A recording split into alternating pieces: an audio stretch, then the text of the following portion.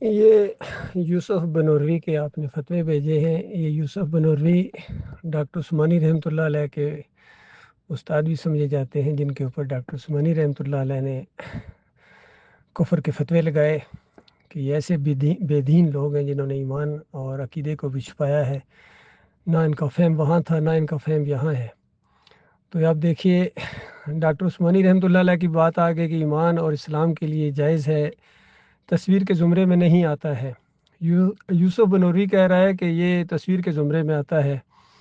تو اس طاغوت کی بات میں کیسے مان لوں جو موحد عالم دین کی بات ہوتے ہوئے میں طاغوت کی بات کو مانوں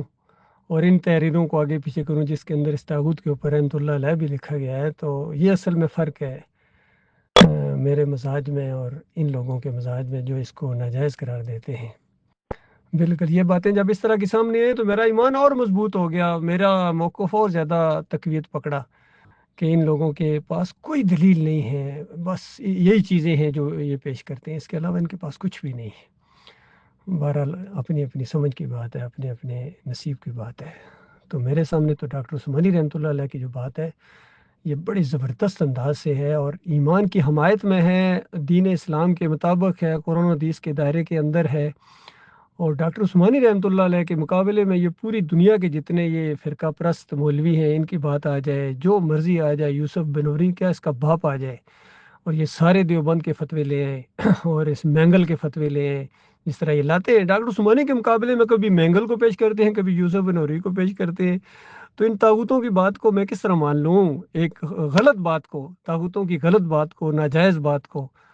ہم نے محمد حنیف کو آڑے ہاتھوں لیا، تو یہ کیا چیزیں ہیں جن کے ساتھ اتنی ہماری وہ وابستگی تھی؟ جب اس نے ایمان کے اندر خرابی اس کے اندر آئی تو ہم نے اس کو آڑے ہاتھوں لیا، پھر عمل کی بھی اس کی خرابی ہے۔ یہ جو موقف تھا محمد حنیف کا ہے، یہ اصل میں جھگڑا محمد حنیف اور ڈاکٹر عثمانی رحمۃ اللہ علیہ کے درمیان تھا۔ میں محمد حنیف کے بڑا قریب رہا ہوں، اس نے اس کا ذکر بھی کیا تھا،